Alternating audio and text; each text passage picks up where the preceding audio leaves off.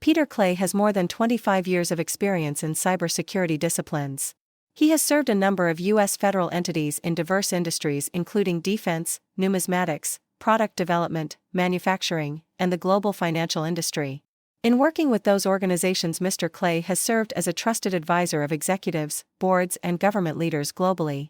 As a consultant, Mr. Clay enabled several unique security solutions to include the Department of Defense Common Access Card, Department of Homeland Security TWIC system, securing production for the U.S. Mint, security testing for Homeland Security and the Bureau of Engraving and Printing.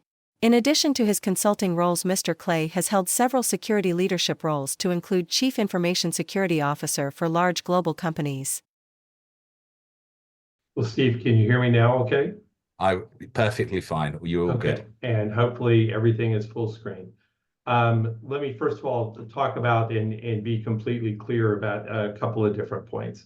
Number one, I'm here to talk about Aireon's experience in doing a post-quantum encryption process, and we'll talk about how we got there and why. I do also want to disclose that I am involved in a company called Cryptography, which addresses many of these problems. Today, though, I'm just wearing the CISO hat, and we'll address anything about kind of how we address this stuff at Aireon. The concern at Aireon started very much, first of all, what Aireon does is we provide air traffic control globally via satellite, via the Iridium satellite process. And so we are connected with UK Nets, we are connected with Eurocontrol, we are actually we are certified as an air navigation service provider by the European Union. So we operate global networks, both in terms of space and terrestrial-based networks. And I kind of, like most CISOs, was looking at the quantum questions and just kind of going, look, I'll probably be retired by the time this thing's really a problem. I have other far more pressing things to think about, worry about, do something with. Yeah, that's just one of the many times in my career that I was absolutely wrong. Quantum, anyone who tells you that quantum is coming is just simply incorrect. It's here.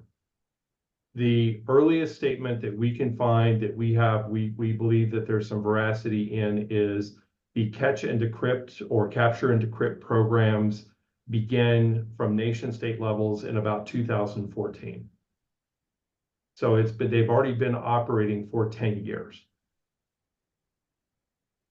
Number two, as Steve and Mira have already talked about, the challenge here, and there actually are some links from Mark Carney and Raphael in the comment section around two really critical open source tools right now that Banco Santander has produced to help organizations understand where they are. I would really invite you to take a look at those tools. We have taken a look at them, and they are really, really strong tools. But moving on from that, our time and event horizon for thinking about our IT networks and our IT processes from an Aireon perspective is about 30 years. Once you put something into space, it gets awfully difficult to change and exchange keys and to manage those processes. And the integrity and availability of our data is absolutely critical. So from working with some futurists and from working with some people whose opinion that I truly trust and value, nation states already have nascent capabilities to attack cryptography, as several of the posts in the chat appeared. Whether or not you believe the public pronouncements, it's very likely that this capability is already there. So you have the catch and decrypt programs that began around 10 years ago. You have capabilities now to start to really aggressively attack the keys. Nation states can spend a lot more money than private organizations can, but as we've already discussed, there is a strong likelihood that this will move out into the ecosystem rapidly. So we decided to set the timeline for the Aireon approach to about two and a half years, where we had to move from being kind of in the project level 0, where Steve mentioned, to moving forward. Here's what we found out.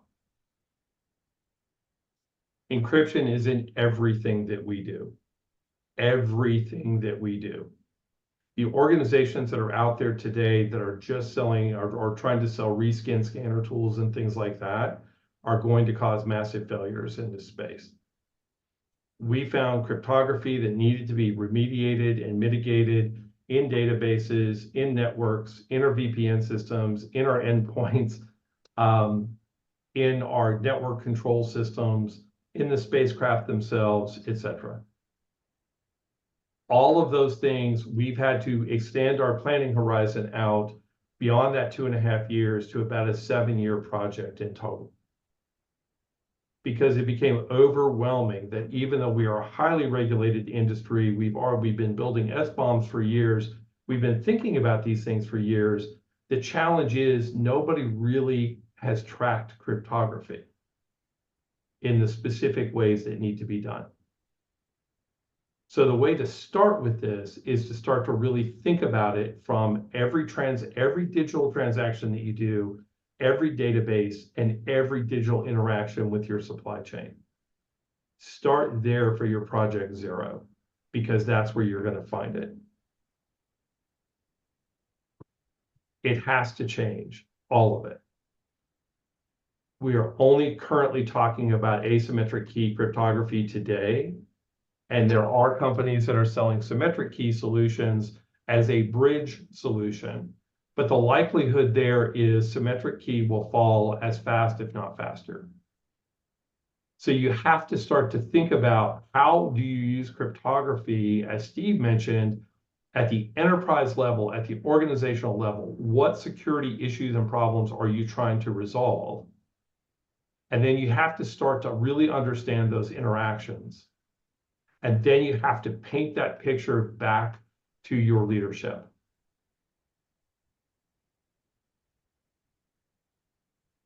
The dirty secret is no one tracks encryption on an ongoing basis. We are a development organization, so we build software and we build networks and we build a lot of different things, as well as being an operational environment. And the amount of crypto that needed to be remediated just in terms of secrets, in terms of cloud interactions, in terms of our interaction with our customers, in terms of our interaction with our suppliers, all of those things, you have to start to think about this from a very holistic standpoint. You cannot think about this as a simple one-off solution for your organization. So it goes far deeper, and it truly starts to expand the event horizon that you're thinking about. To expand on some of the points that Steve made, you're really going to have to start to think in terms of not only what do I have to fix today, what are my risks today, but what do I have to build into my supply chain management, which in itself becomes very, very complex, along with how do I have to think about my hardware manufacturers, because they're a critical part of this, because we found cryptography embedded in hardware where it was kind of unexpected. All of these things are missing standards today. And so it becomes part of the private organizations to establish those standards and to make sure that organizations and that the ecosystem, your digital ecosystem, is appropriately hardened to manage this. If you don't do the risk assessment process, if you just say, here's my list of crypto, I'm just going to fix it in the order that I'm going to start with the A's and I'm going to go through the Z's, you're going to be on a never-ending treadmill of failure. And so it becomes absolutely fundamentally critical. And where we started was we certainly looked at what was inside our own boundaries and our own borders. And then we took one step out and started looking at our interactions with all of our different vendors and different processes that were critical to the organization and to the delivery of our services. And then we started asking questions about how they were managing these problems. And in some cases, you don't just have to sell this to your board of directors. When you sell it to your board of directors, what we found was we also had to get their support in talking to our vendors and putting these terms in contractual relationships.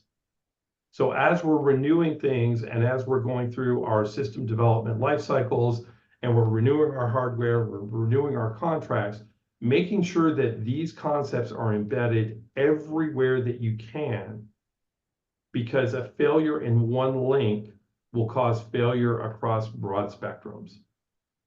And so this is something that you have to really pay attention to. We have found that looking at this as a visibility problem, making sure that we have visibility across both our internal networks, our cloud computing environments, our development environments, and every developer is way too smart for security people like me. They all know everything there is to know about security. They've never made a mistake, and they write perfect code every single time that never uses cryptography until you show them the information. So the challenges here are not just your organization, but where does your organization fit into the greater environment? Before quantum computing, nobody really worried. What we've changed is quantum computers and supercomputers will be able to break public key encryption first, right? Symmetric key encryption second. And the challenges that we're starting to see is just to get the conversation moving is taking heroic efforts in some cases. And so being able to build that visibility and being able to be very specific in your requirements and standards is a key and critical part of what you're trying to accomplish. Our conversation changed when we did three things. Number one, I talked about it with the executive team, very smart people, very committed to the cybersecurity program and key to what we do. But they're going, okay, Pete, you've gone berserk. You've gone bananas, you're off the rocker, you're starting at ghost. This is 3 years down the road. Somebody will come up with a fix for it, et cetera, et cetera. Okay.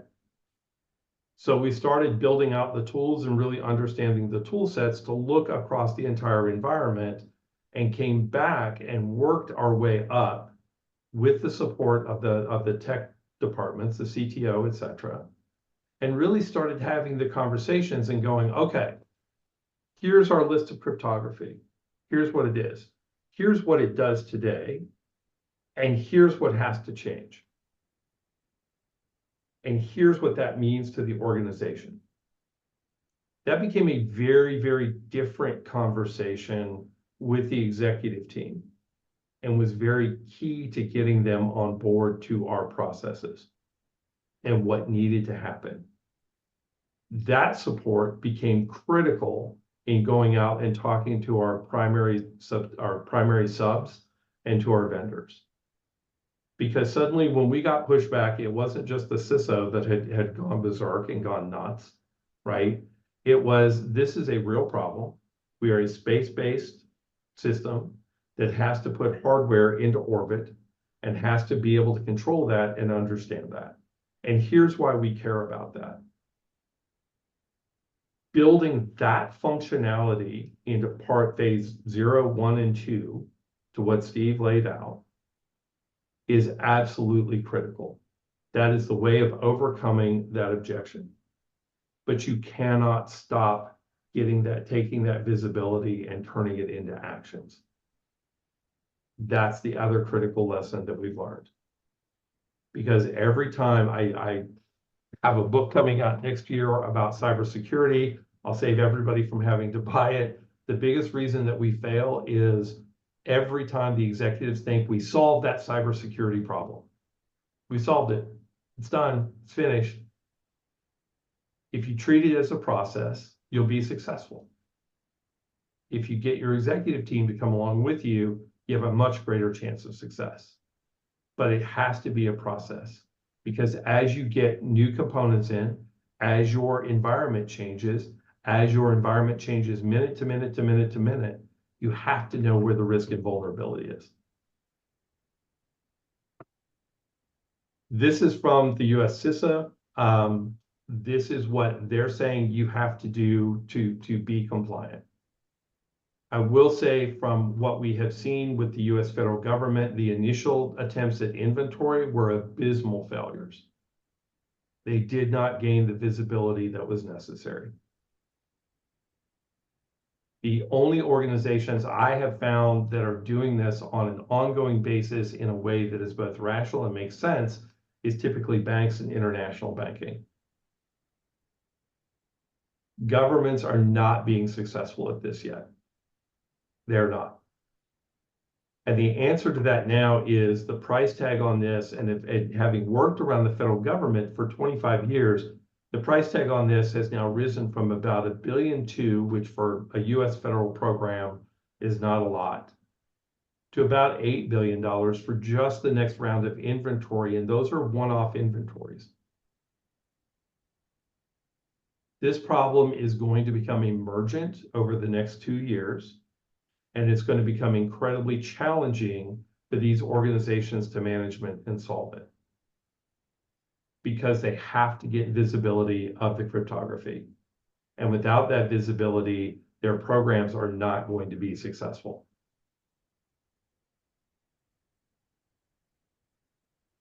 The three main factors driving Aireon's project today is we understand it's going to take us 7 years to move from where we are to a fully secured supply chain. That has a couple factors for things that may go right, things that may go wrong, but at the end of the day, that's where we're driving from. So what we thought would be a 24-month project is now a minimum of 84 months.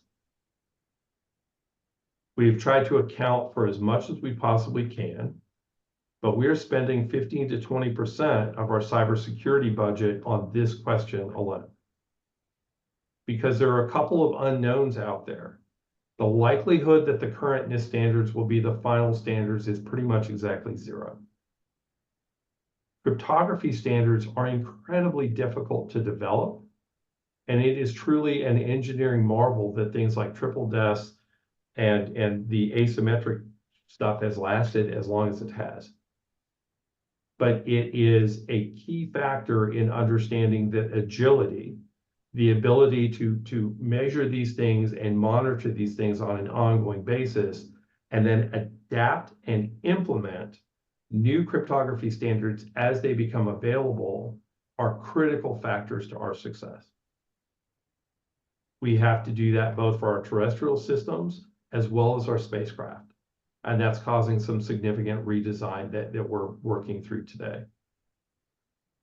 Finally, encryption today, when you go out and you start talking to organizations around zero trust programs, you'll find encryption is a fundamental bedrock component of their zero trust program. I started off in talking about this particular issue, saying that zero trust may become the albatross that hangs people. John Kindervag was very, very kind to correct me and point out that zero trust can become a strategy that helps you manage these problems and helps you manage your way through these issues. But by itself, cryptography will not cause the success or failure of a zero trust program. What we have found in working and starting to work with a lot of our organizations, because if you think about the way cryptography works, most people think cryptography just keeps people from finding out things I don't want them to find out. It's also used in authentication. It's used broadly in authentication. It's also used in securing very small pieces of data at rest on discrete devices, in OT environments, etc. And a zero trust program today, if you're thinking about this in the right way and starting to factor these things in, can become your best friend. Because a lot of organizations have funded zero trust, but by adding these things in with an acknowledged inventory of what's going to impact the zero trust program, there are ways to drive the strategy and the architecture to really manage this stuff. The factor to really leave this, to leave everybody with is, we found, and you can learn from our pain, we found that we had to get visibility before we could take decisive action.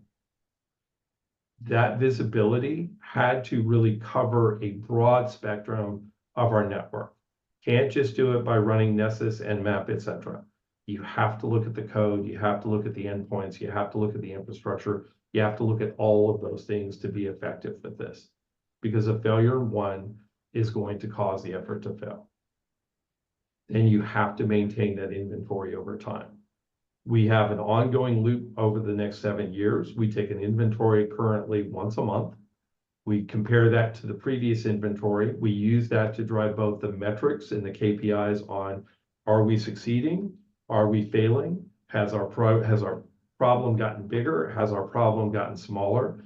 And we report those factors out to our executive team on a monthly basis. Are there questions about the Aireon experience, kind of as we've described it and gone through it? Yeah, I have a question, Pete. You said that you've allocated 10 to 15% of your budget. Is that an ongoing 10 to 15% over that 7-year period, or is that a 10 to 15% annual as a project cost? We have said 10 to 15% annually, and probably by the time we get to the end of stage 3, because as Steve already mentioned, this is neither cheap nor simple. We believe that it will be consuming up to 40% of the cybersecurity budget in about 1.5 years. This is not a simple fix for organizations. And the timelines, I want to stress this again. It's not just because we deal with spacecraft and things like this. Most organizations that I know that are doing this and doing this well and successfully have 5 to 7 year processes in place. Okay. So question for me, sorry. After you. Question for me, Pete, is that I know your industry sector is in Aireon is quite niche and quite specific, and probably quite large as well. But what are you doing regarding the project management or program management aspects that I touched upon and the training aspects? Is that being factored into your organization? Are you training people to be aware of this? And have you got your own project team in place? Steve, to do this, we had to do it by trial and error, which means we had about 15 false starts to do it. We have a project manager that this is 50% of their time currently. Okay.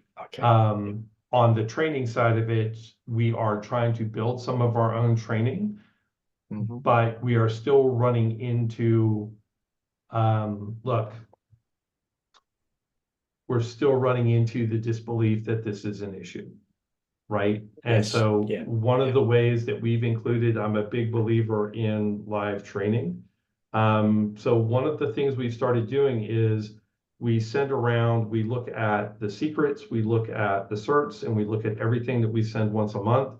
And we send around to all of the developers, all of the IT ops staff. Here's what our stats look like from last month. This is where we got better. This is where we got worse. And this is who made us worse.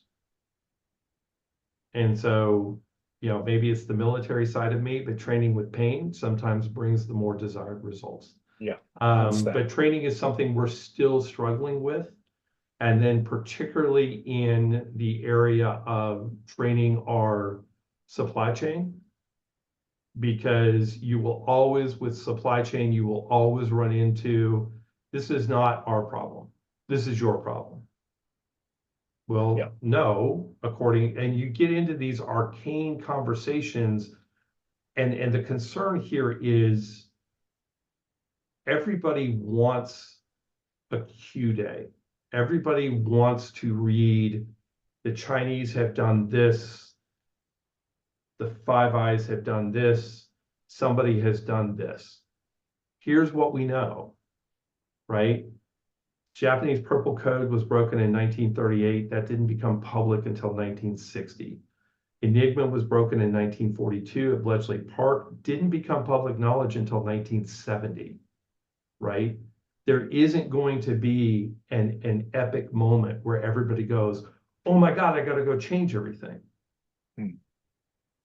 There just isn't going to be that. So the training piece of this and communicating this in real, unassailable terms is fundamentally critical to the successful effort.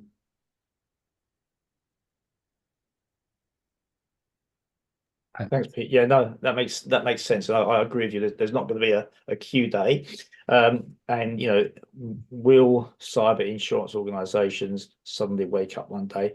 Unfortunately, in the UK, for sure, things don't normally. I mean, hands do not go in pockets to pull dollars out or pounds out until something's happened, and that may not be a Q day, but there's got to be some catalyst in some way, shape, or form, be it a mandatory requirement or something in order to kickstart things to get the SME or the SMB type market, the enterprise market that is not really a large organization to start moving. And it might be that there is some quantum cyber ISO standard that, or there might be a nation state certification assurance program that has to kick in place.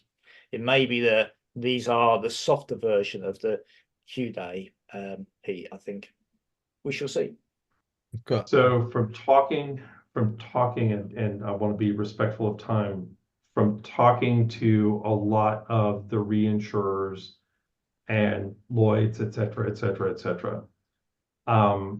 Steve, as Mira kind of mentioned during her presentation, I would also expect to start to see some movement there, because they're very aware of the issues and the problems.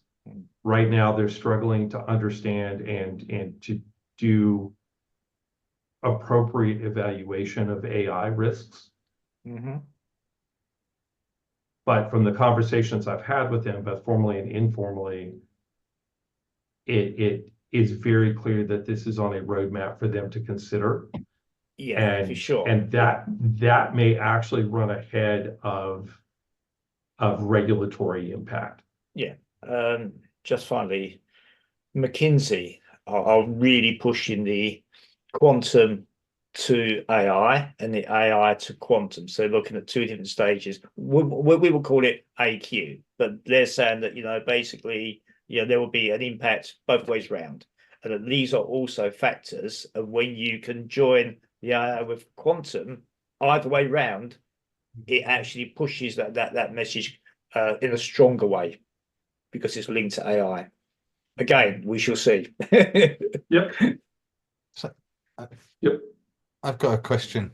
So, and then Bill's got a question as well. So, in terms of practicality, in terms of the SOC and the API integration to the SOC, are we talking about a consistent scan into the change management process within the SOC? Then is that what we're it goes beyond that, though, right?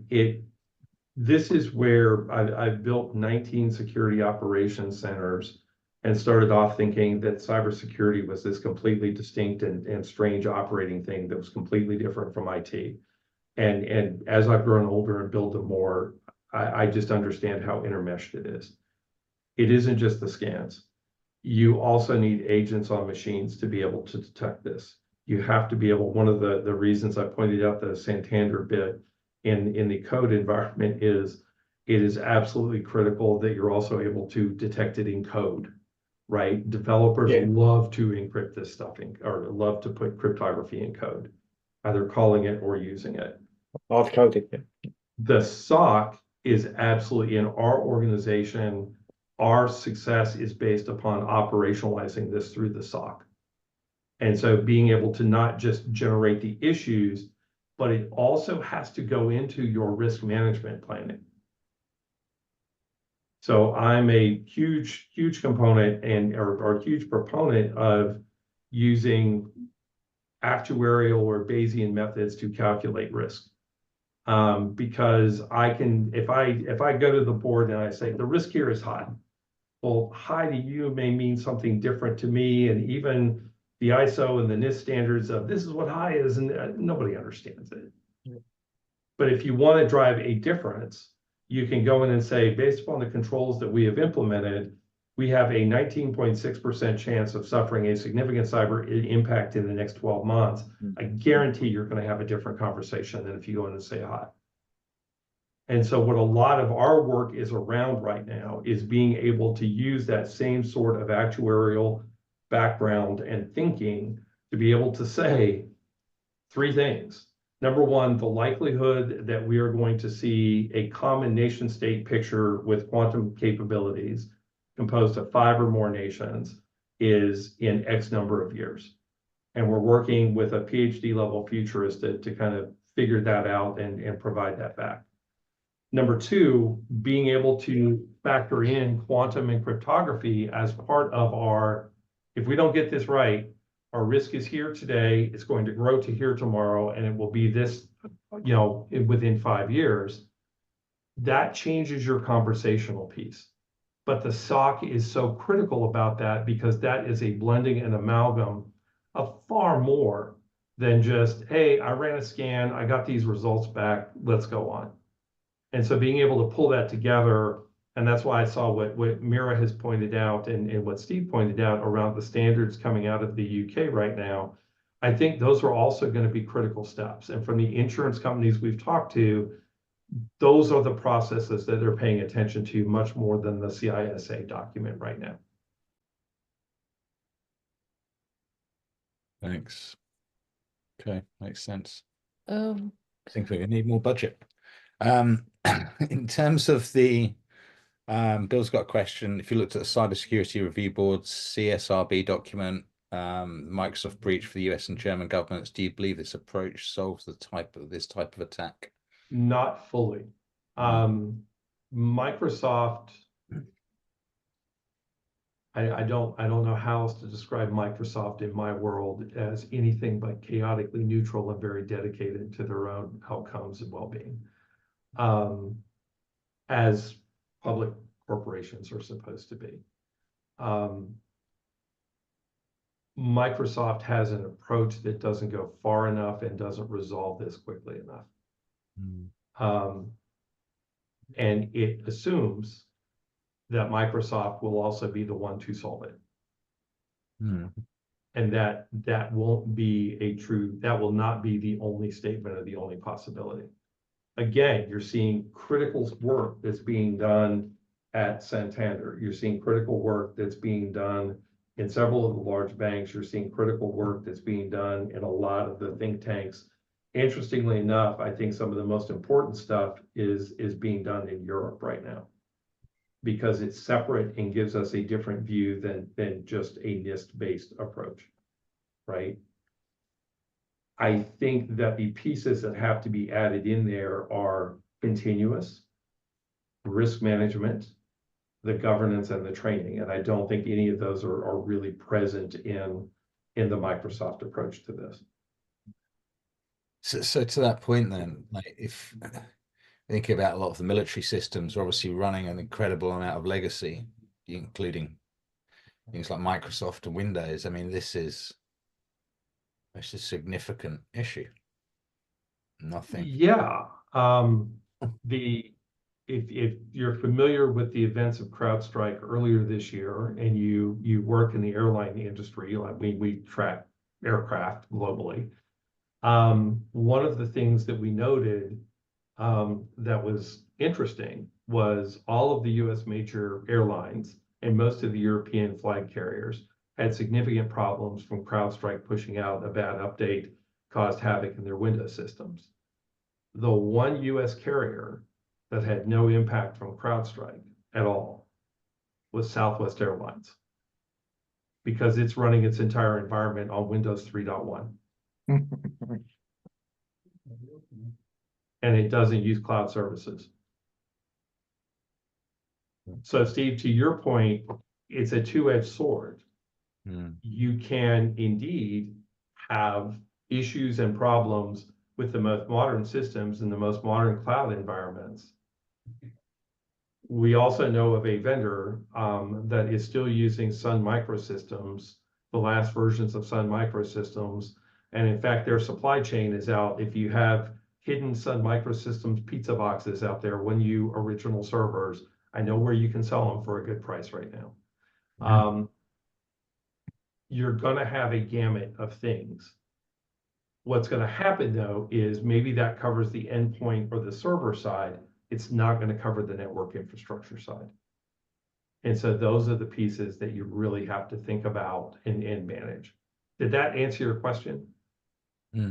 Yeah, it does. Yeah, it gives a good context. So I guess my last question is from the service provider, the telecoms providers like BT. Maria said you're working at BT. I mean, are they providing this as a service? Is this a revenue producing service for people like BT yet, or is it on the Not yet, Steve. I think for BT, this is, I think, well, given how long it's been and the time it's taken, it's all about, I think it's in the deployment of QKD should that succeed.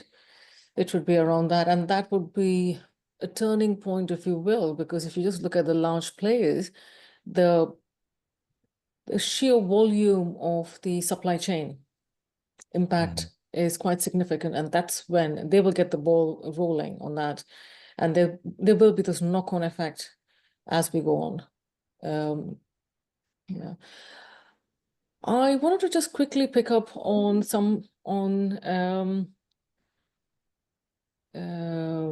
Raphael's question on hackers and what they do.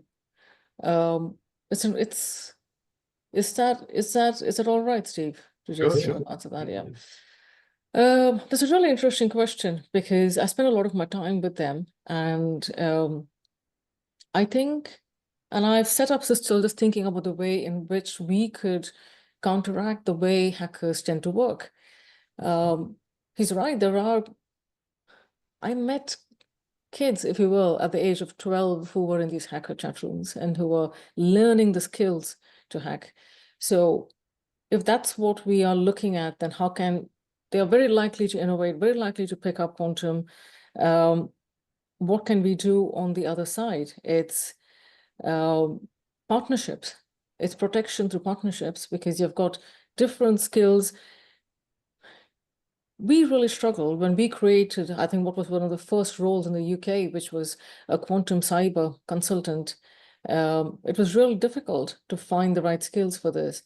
And I think this is a time for greater collaboration. I think that's the only way to counteract the speed and the depth that hackers go into. Thank you, Mira. Okay, I'm just conscious of the time. Steve, Pete, Mira, I'd like to thank you very much for presenting to our group this week. That was very informative. I've seen all sorts of nonsense on LinkedIn about RSA requiring the boiling of the North Sea in terms of energy and all of these sorts of things. You've clearly made that very clear that it is very present for that, and it was really interesting to understand exactly what Aireon are doing in terms of what their project cycle is, and it was quite surprising to see the budget allocation, to be honest, for me. So thank you very much, ladies and gentlemen. Next week, Anna, I believe you're presenting in terms of entangled quantum satellite security next week, quantum secure satellite security, and we've also got Katania on, who's heading up the I think it's Canadian space program QKeys, I think it is, in terms of secure satellite communication. So Mira, Steve, Pete, thank you very much. It's been an absolute pleasure. Thank you all. So Anna, I you're presenting this from space. I will try my best. Most of the time anyway, right? So thank you, Pete, Steve, Mira. That was great. Everyone. Okay, we'll see you all next Tuesday. Bye. Thank you very much. Thank you.